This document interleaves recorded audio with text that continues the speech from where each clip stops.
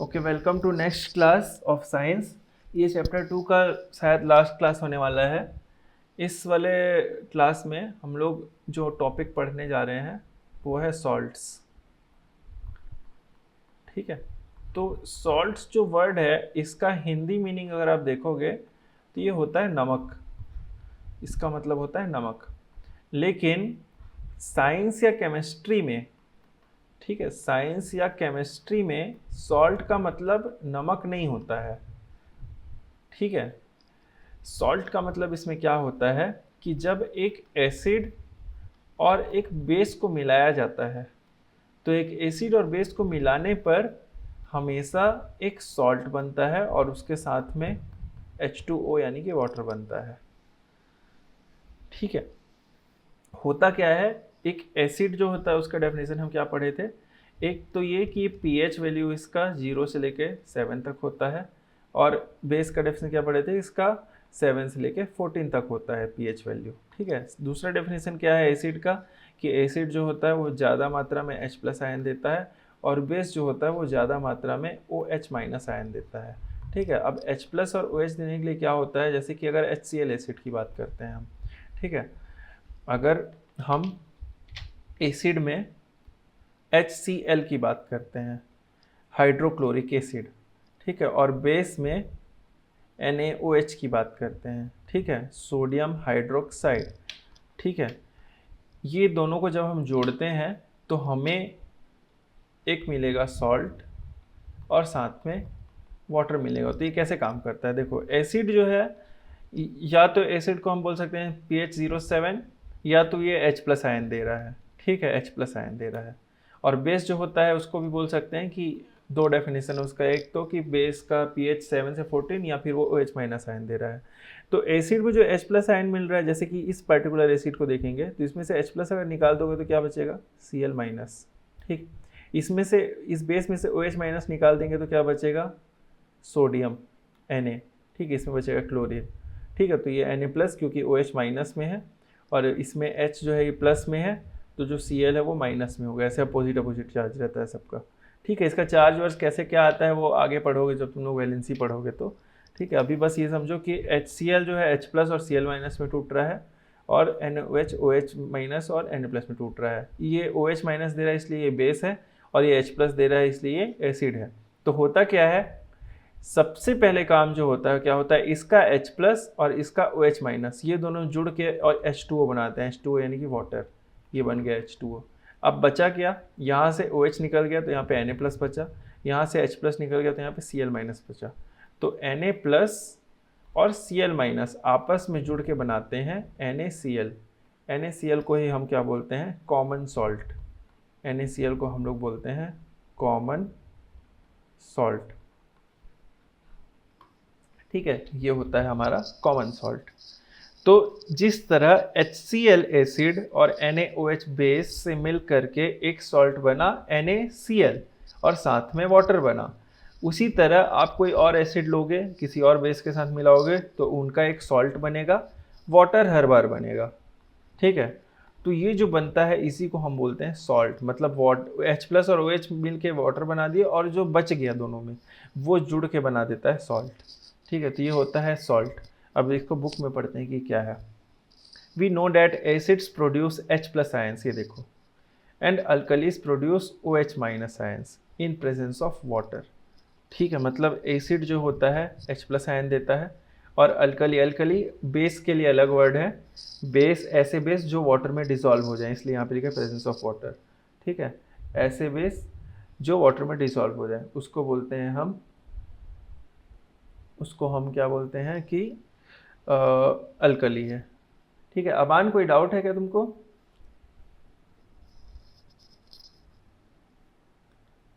Okay, ठीक है, आगे देखते हैं। When acids and bases react with each other, these H+ and OH ions together give water molecule। जैसा मैंने बताया कि H+ और OH- ये जुड़ के क्या बना देते हैं, ये जुड़ के बना देते हैं वाटर मॉलिक्यूल। ये हो गया आपका H+ और ये हो गया OH-, ये दोनों जुड़ के बना देते हैं H2O यानी कि वाटर मॉलिक्यूल बना देते हैं। ठीक है, Salts are ionic compounds in which one part is positively charged and other is negatively charged. The second part is negatively charged. जैसे कि ये वाला जो है हमारा NaCl, NaCl में जो है सोडियम पॉजिटिवली चार्ज्ड है और Cl जो है नेगेटिवली चार्ज्ड है। ठीक है, देखो एक चीज़ मैं बता देता हूँ ताकि आगे जो है थोड़ा कन्फ्यूज़न ना हो। केमिस्ट्री में आप पीरियोडिक टेबल अगर देखोगे तो पीरियोडिक टेबल में क्या होता है? यस बोलो सर। टेस्ट कब है अभी? टेस्ट सरप्राइज टेस्ट होगा, वो किसी भी दिन लिया जा सकता है। ठीक है, तो आपको अपनी तैयारी पूरी रखनी ओके है। सर, अभी मैं बाहर हूँ जैसे। बाहर हो कोई बात नहीं, वो टेस्ट से कुछ लॉस नहीं होगा, बस वो है कि हाँ जो स्कोर करेगा तो है ना। हाँ सर ठीक। ठीक ठीक, तो आगे देखो, ये जो पीरियोडिक टेबल होता है, पीरियोडिक टेबल में क्या है आपका, जैसे कि पहले होता है हाइड्रोजन। ठीक है, मैं पीरियोडिक टेबल से समझाता हूँ आपको। ठीक है, ये थोड़ा एक बेसिक है जो हमको ज़रूरी होता है, इसलिए इसको थोड़ा सा देखेंगे।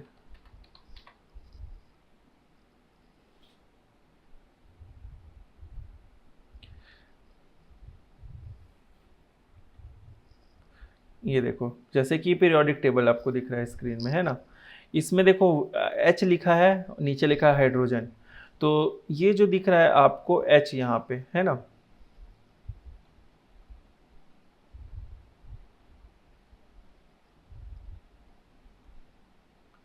ये जो आपको यहाँ पे दिख रहा है H, जो कैपिटल H लिखा है, इसको हम बोलते हैं सिंबल। ठीक है, इसको क्या बोलते हैं? सिंबल। मतलब ये बता रहा है, ये क्या है, देखो जैसे हाइड्रोजन है, हाइड्रोजन को हर जगह हाइड्रोजन नहीं लिख सकते, बड़ा सा नाम है, इसलिए क्या इसको एक सिंबल दे दिए H। ठीक है, जनरली ये जो होता है लेटर का पहला नाम हो, मतलब जो वर्ड होता है उसका पहला लेटर होता है। जैसे हाइड्रोजन है, हाइड्रोजन है अगर, तो हाइड्रोजन में H जो है वो पहला लेटर है, तो इसका सिंबल H है। ठीक है, इन केस H वाला कुछ और आ जाए तो हम लोग सेकेंड लेटर को भी ले लेते हैं। जैसे कि इसके बाद देखोगे तो हीलियम है, तो हीलियम में HELIUM है, तो H से तो ऑलरेडी हाइड्रोजन है, तो इसको भी H नहीं कर सकते, तो इसको H और स्मॉल e कर दिए, तो ये हो गया हीलियम। इस तरह से होगा। ठीक है, इसी तरह से यहाँ पे देखोगे नाइट्रोजन है, सोडियम भी N से स्टार्ट होता है। ठीक है, तो सोडियम जो है N के बाद A दे दिया गया है सोडियम को। अब तुम लोग को ये लग रहा होगा कि सोडियम S से स्टार्ट होता है, लेकिन उसका नाम Na रखा गया है। तो ये कुछ जो है ऐसे एलिमेंट्स हैं जिनका नाम, जैसे सोडियम है, जैसे कि कोई से एग्जांपल बताएं, जैसे कि इसको देखोगे अगर, गोल्ड आप लोग, है ना, गोल्ड यहाँ कहाँ पे होगा, ये गोल्ड अगर देखोगे, ठीक है, तो ये जो गोल्ड होता है इसका नाम तो गोल्ड है, लेकिन इसका सिंबल AU है। तो AU इसका सिंबल इसलिए क्योंकि इसका जो पहले का नाम था, जो इसका लेटिन नेम बोलते हैं, लेटिन नेम, जिसका पुराना नाम है वो था ऑरम, तो इस पुराने नाम में से AU को निकाला गया है। उसी तरह जो आयरन होता है, आयरन यहाँ पे आपको दिखेगा Fe होगा, ये आयरन I से स्टार्ट होता है, लेकिन आयरन में Fe है, तो Fe इसलिए है क्योंकि इसका पूरा जो पुराना नाम था वो फेरम था। ठीक है, तो उस फेरम में से Fe को निकाला गया है। तो इस तरह से सबके नाम में से ही जो है सिंबल्स को निकाला जाता है। तो ये समझ में आया सबको? ठीक है, इसमें जो ध्यान देने वाली बात है वो ये है कि जैसे कि इसमें जो लिखा हुआ है ये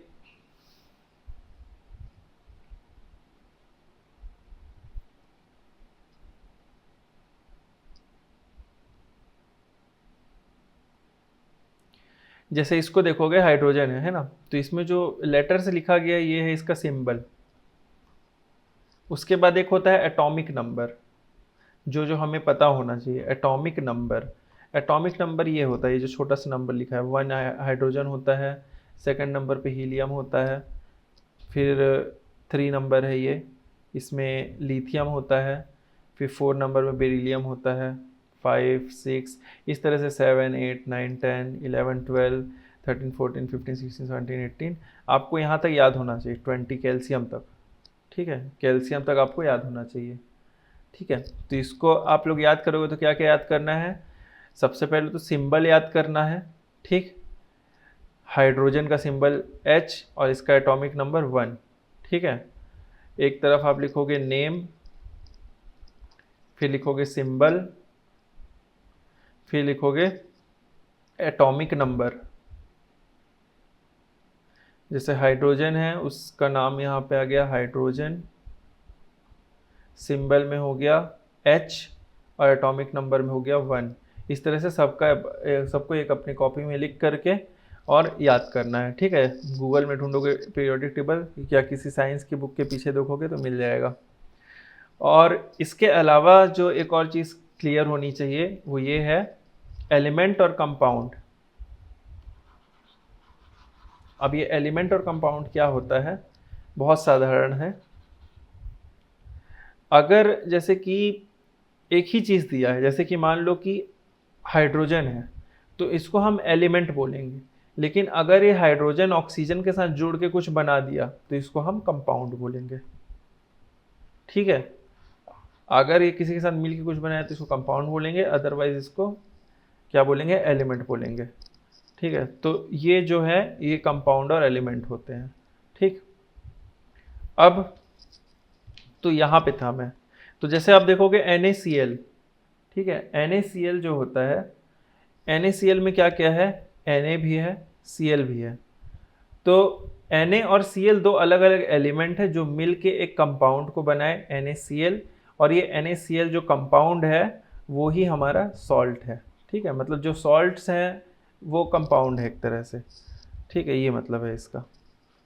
तो जो भी आप केमिस्ट्री में पढ़ोगे जितने केमिकल्स होते हैं वो ज़्यादातर कंपाउंड्स ही होते हैं सब, क्योंकि जितने भी एलिमेंट होते हैं वो अनस्टेबल होते हैं, वो किसी के साथ जुड़ के स्टेबल हो जाते हैं। मतलब उन पे चार्ज है अगर तो वो अनस्टेबल है, जैसे कि हमें Na+Cl- दिख रहा है, ये सब अनस्टेबल है, ये ऐसे रह नहीं सकते ज़्यादा देर तक, ये ऐसे किसी सॉल्यूशन में ही रह सकते हैं, ठीक है।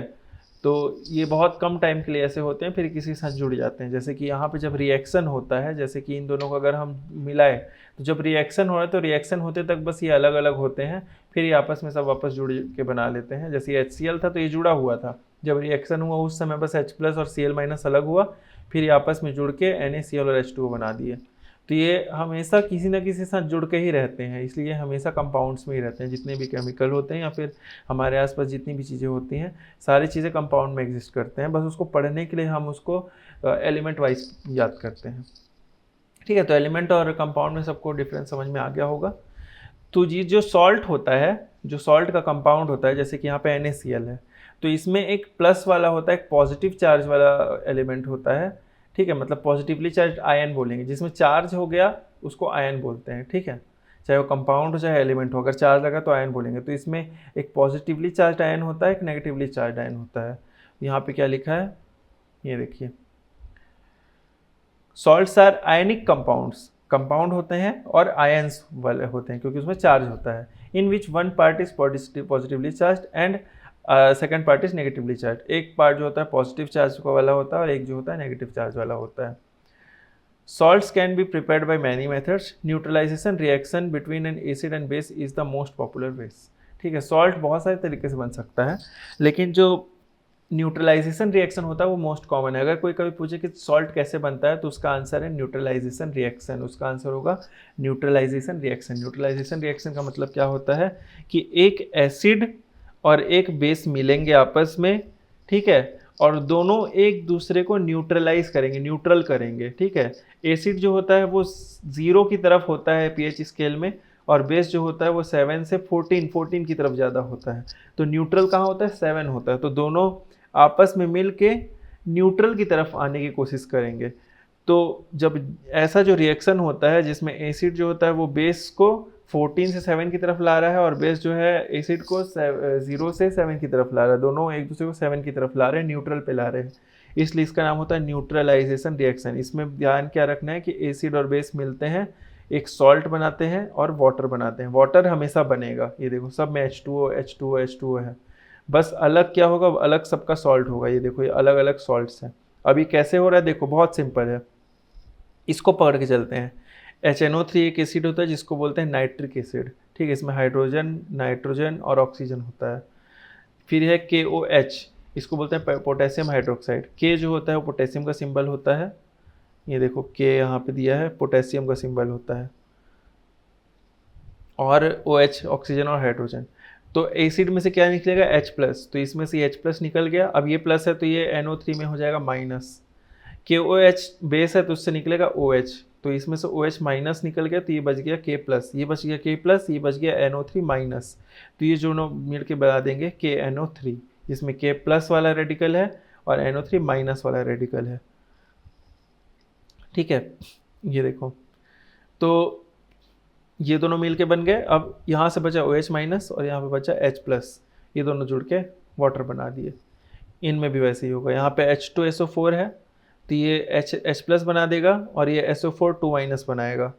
यहाँ पे Cu और OH 2 माइनस है तो ये OH माइनस बनाएगा और ये Cu 2 प्लस बनाएगा, तो ये Cu 2 प्लस और SO4 2 माइनस जुड़ के बनाएंगे CuSO4। और यहाँ से H प्लस आयन निकलेगा और OH माइनस आयन निकलेगा तो वो भी मिल के बना देगा H2O। उसी तरह से CH3COOH है तो इसमें CH3COO अलग हो जाएगा, CH3COO माइनस और H प्लस, फिर यहाँ पे हो जाएगा Na प्लस और OH माइनस। मतलब पहले H प्लस को देखो और यहाँ से देखो OH माइनस को, बेस में से H प्लस OH माइनस मिलके बना H2O।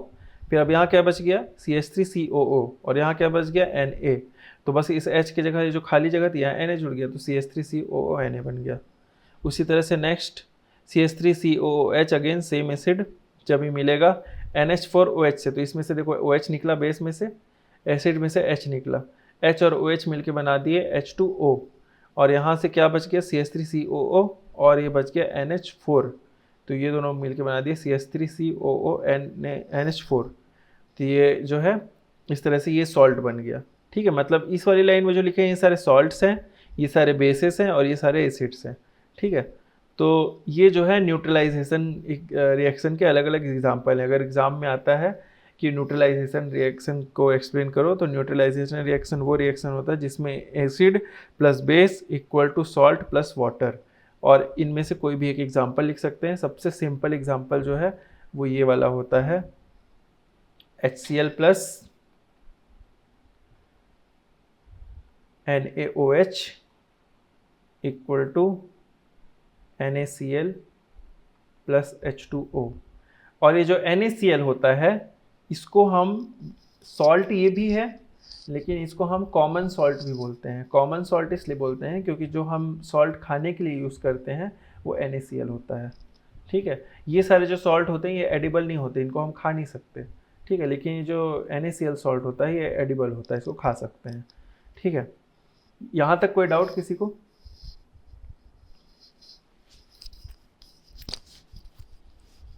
Any doubt?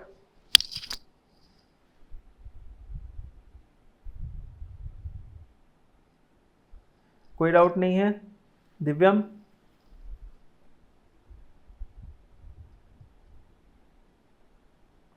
दिव्यम? No sir. ओके ठीक है, अब आगे देखते हैं, है ना। आगे जो है देखो, अच्छा ये जो सॉल्ट होगा ना, इसमें जो एसिड वाला पार्ट होता है उसको एसिडिक रेडिकल बोलते हैं और जो बेस वाला पार्ट होता है उसको बेसिक रेडिकल बोलते हैं। ठीक है, रेडिकल, रेडिकल मतलब जिसमें चार्ज होता है। ठीक है, इसको ऐसे याद रखना है। अब देखो यहाँ पे लिखा है, in above reaction we can see that positively charge part of salt. ठीक है, मतलब जो सॉल्ट का पॉजिटिव चार्ज वाला हिस्सा है, जैसे कि अगर इसको देखोगे तो इसमें जो Na है ये प्लस वाला चार्ज है, तो इसको बोलते हैं बेसिक रेडिकल। ठीक है, जो मतलब ये बेस से निकला है Na और इसमें प्लस चार्ज भी है, इसको बेसिक रेडिकल बोलेंगे। और जो एसिड है उससे नेगेटिव चार्ज वाला पार्टिकल निकला, जैसे ये एसिड, इसमें H प्लस अलग हो गया और ये CH3COO माइनस, तो ये नेगेटिव वाला है, तो इसको बोलते हैं एसिडिक रेडिकल। ये होता है एसिडिक और बेसिक रेडिकल। ठीक है, ये एग्जाम्पल से बताया है उसी चीज़ को। अब जो नेक्स्ट टॉपिक है वो ये है कि ऑल सॉल्ट्स न्यूट्रल, क्या सारे सॉल्ट जो हैं वो न्यूट्रल होते हैं? ठीक है। तो देखो हम लोग क्या पढ़े कि एक सॉल्ट बनता है एसिड और बेस से, ठीक है, दोनों एक दूसरे को न्यूट्रलाइज करते हैं तो सॉल्ट बनता है। लेकिन देखो इसमें दो चीज़ें होती हैं। पिछले क्लास में हम लोग ये देखे थे कि कोई भी एसिड या बेस जो होता है वो स्ट्रॉन्ग भी हो सकता है और वो वीक भी हो सकता है, ठीक है। तो देखो अगर इसको ऐसे समझो, उसमें बुक में देखो डायरेक्ट तो थोड़ा डिफिकल्ट लगेगा, मैं इजीली समझा रहा हूँ। अगर ये यहाँ पे एसिड है और ये है यहाँ पे बेस और ये है यहाँ पे सॉल्ट, अगर हम एसिड स्ट्रॉन्ग ले रहे हैं और बेस भी स्ट्रॉन्ग ले रहे हैं तो सॉल्ट न्यूट्रल बनना चाहिए क्योंकि दोनों स्ट्रॉन्ग है। उसी तरह से अगर हम मान लो एसिड स्ट्रॉन्ग लिए लेकिन बेस हमने वीक लिया, ठीक है, तो एक स्ट्रॉन्ग हो गया एक वीक हो गया, तो जो सॉल्ट होगा वो एसिडिक बनेगा, ठीक है। एसिडिक मतलब उसका जो पीएच होगा, पीएच उसका क्या होगा, 0 से 7 के बीच में होगा, ठीक। उसी तरह से अगर एसिड वीक हो जाए और बेस स्ट्रांग हो जाए तो उल्टा हो जाएगा, ये जो सॉल्ट होगा ये बेसिक नेचर का सॉल्ट होगा, ठीक है, यानी इसका जो पीएच होगा वो होगा 7 से 14 के बीच में, ठीक। उसी तरह से अगर दोनों वीक हैं तो भी न्यूट्रल बनना चाहिए, बस यही चीज़ है। आर ऑल सॉल्ट्स न्यूट्रल, तो क्या सारे सॉल्ट न्यूट्रल होते हैं? नहीं। अगर एसिड और बेस का स्ट्रेंथ सेम है दोनों का तभी न्यूट्रल बनेगा। देखो यहाँ पे भी न्यूट्रल बना, यहाँ पे न्यूट्रल बना, लेकिन अगर एक स्ट्रॉन्ग है जो स्ट्रॉन्ग होगा उसी के हिसाब से सॉल्ट बनेगा। अगर एसिड स्ट्रॉन्ग है तो एसिडिक बनेगा, बेस अगर स्ट्रॉन्ग है तो बेसिक बनेगा हमारा, इस तरह से होगा। यहाँ पे भी वही चीज़ लिखा है, देखो all salts are formed by neutralization reaction between acids and base, then why do different salts have different pH value? सभी न्यूट्रलाइजेशन से बनते हैं एसिड और बेस के, लेकिन pH वैल्यू सबका अलग होता है। तो वो इसलिए होता है nature of acidic radical and basic radical in each salt, मतलब हर सॉल्ट में एक एसिड का हिस्सा है और एक बेस का हिस्सा है जिससे वो बन रहे हैं, ठीक है। जैसे कि कॉमन सॉल्ट है, इसमें Na+ जो होता है ये भी स्ट्रॉन्ग बेस से आता है, और जो मतलब NaOH जो है स्ट्रॉन्ग बेस उससे आता है, और जो एसिडिक रेडिकल Cl- है वो हाइड्रोक्लोरिक एसिड से आ रहा है, जिसमें जो हाइड्रोक्लोरिक एसिड है वो भी एक स्ट्रॉन्ग एसिड है, मतलब दोनों स्ट्रॉन्ग है, ठीक है। इसलिए जो उसके बीच में मतलब जो सॉल्ट बन रहा है वो क्या है, न्यूट्रल है, ठीक है। ये देखो the salts formed by neutralisation reaction between a strong acid and strong base are neutral in nature. उसी तरह वीक और वीक भी न्यूट्रल होंगे। देखो यहाँ पे जैसे ये है, ये कैसा है, वीक है, इसमें जो बेसिक रेडिकल यानी कि बेस है वो कैसा है, वीक है, लेकिन एसिड कैसा है, स्ट्रॉन्ग है, तो नेचर कैसा हुआ सॉल्ट का, एसिडिक हुआ। जो स्ट्रॉन्ग पार्ट हुआ उसी पे हो जाता है। इसमें ये स्ट्रॉन्ग ये वीक है तो बेस वाला पार्ट हो गया यहाँ पे। इसमें देखो दोनों वीक थे तो ये न्यूट्रल हो गया।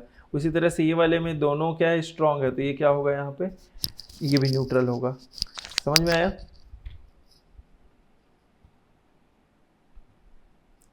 ठीक है। उसके बाद आखिरी टॉपिक बचा है एसिड रेन। इसको भी कर लेते हैं, फिर ये चैप्टर जो है ख़त्म हो जाएगा। तो एसिड रेन क्या होता है?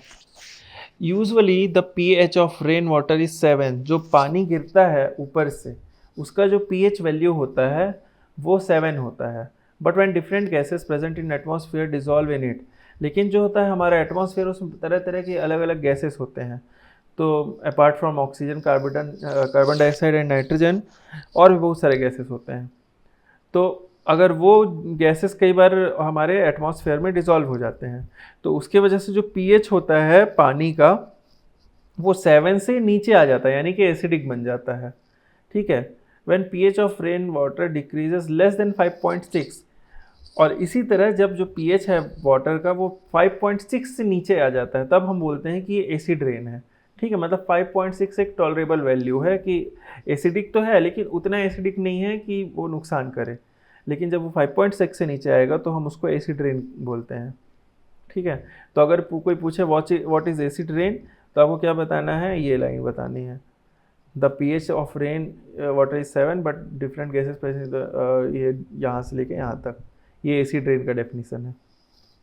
उसके बाद क्या बोल रहा है, जैसे एटमॉस्फेयर में अलग अलग गैसेस होते हैं, जैसे कि कार्बन डाइऑक्साइड होता है, सल्फर डाइऑक्साइड होता है, ठीक है, और नाइट्रोजन के ऑक्साइड्स होते हैं, मतलब नाइट्रोजन डाइऑक्साइड भी होता है, और नाइट्रोजन ट्राईऑक्साइड भी होता है। वो नाइट्रोजन के अलग अलग ऑक्साइड्स होते हैं। ऑक्साइड मतलब ऑक्सीजन, 2 ऑक्सीजन है, डाइऑक्साइड, इस तरह से। तो ये सारे गैसेस जो होते हैं कहाँ से आते हैं? ये फ्यूल कंबस्टन से आते हैं, ठीक है। मतलब जब गाड़ियों से फ्यूल बर्न होता है तो उससे कार्बन डाइऑक्साइड निकलता है। एक और गैस होता है कार्बन मोनोऑक्साइड। कार्बन डाइऑक्साइड में 2 ऑक्सीजन होते हैं, कार्बन मोनोऑक्साइड में CO, बस एक ही ऑक्सीजन होता है। और उसी तरह से अलग अलग गैसें जब गाड़ी जो होती है उससे फ्यूल जलता है गाड़ी में, तब ये निकलते हैं। The gases produce during decomposition of vegetation and volcanic explosions are other factor. 2 और जगह होते हैं। एक तो होता है डिकम्पोजिशन ऑफ वेजिटेशन, मतलब जब किसी भी चीज़ का डिकम्पोजिशन होता है। डिकम्पोजिशन मतलब जो कोई भी चीज़, कोई भी वेजिटेशन, जैसे यानी कि प्लांट, एनिमल, ये सब की बॉडीज़ जब सिंपलर फॉर्म में ब्रेक होती हैं तो उसको बोलते हैं डिकम्पोजिशन, ठीक है। तो वो डिकम्पोजिशन जब करते हैं तो भी ये गैसेस निकलते हैं। और वॉल्केनिक एक्सप्लोजन से, मतलब जो वॉल्केनो होते हैं उनमें जब एक्सप्लोज़न होता है, यानी कि उनमें जब वो फटते हैं तो उसमें से भी ये सारी गैसेस निकलते हैं। तो ये गैस क्या करते हैं? वाटर में डिज़ोल्व होते हैं और अलग अलग एसिड बनाते हैं। जैसे कार्बन डाइऑक्साइड है तो कार्बोनिक एसिड बनाएगा, सल्फर डाइऑक्साइड सल्फ्यूरिक एसिड बनाएगा, और नाइट्रिक ऑक्साइड क्या बनाया, नाइट्रोजन बनाएगा नाइट्रिक एसिड। देखो यहाँ पे अलग अलग रिएक्शन दिया है। जैसे कि कार्बन डाइऑक्साइड है, ये पानी यानी कि वाटर में मिलेगा, H2O में मिलेगा, तो ये बनाता है H2CO3, जिसको बोलते हैं कार्बोनिक एसिड। उसी तरह से सल्फर डाइऑक्साइड ऑक्सीजन से ही रिएक्ट करके SO3 बना देता है, ठीक है। और SO3 जो होता है फिर ये करता है वाटर से रिएक्ट करता है और ये बनाता है H2SO4, जिसको हम बोलते हैं सल्फ्यूरिक एसिड। इसी तरह से जो नाइट्रोजन ऑक्साइड होता है, नाइट्रोजन डाइऑक्साइड, ये वाटर से मिल करके HNO3 यानी कि नाइट्रिक एसिड बनाता है, और साथ में NO बनाता है, नाइट्रस ऑक्साइड, नाइट्रोजन मोनोऑक्साइड। तो ये जो आपको दिख रहे हैं H2CO3, H2SO4 और HNO3, ये मेनली एसिड रेन में यही एसिड होते हैं जो पानी के साथ मिल करके नीचे गिरते हैं, और जब इसका pH पानी का 5.6 से नीचे पहुंचता है तो उसको हम एसिड रेन बोलते हैं, ठीक है। तो इस तरह से ये लेसन ख़त्म हो गया है। अगले क्लास में इसका क्वेश्चन आंसर देखेंगे और इसका जो कीवर्ड है इसका समरी एक बार देख लेंगे, ठीक है। किसी को कोई डाउट अभी तक में? एक बार इसके जितने भी वीडियोस डले हैं उसको देख लेना सभी, और ये जो पीरियोडिक टेबल में 1 से लेकर 20 तक एटॉमिक नंबर, सिंबल और नेम, ये 3 चीज़ याद कर लेना, ठीक है। समझ गए? Yes sir. कोई डाउट?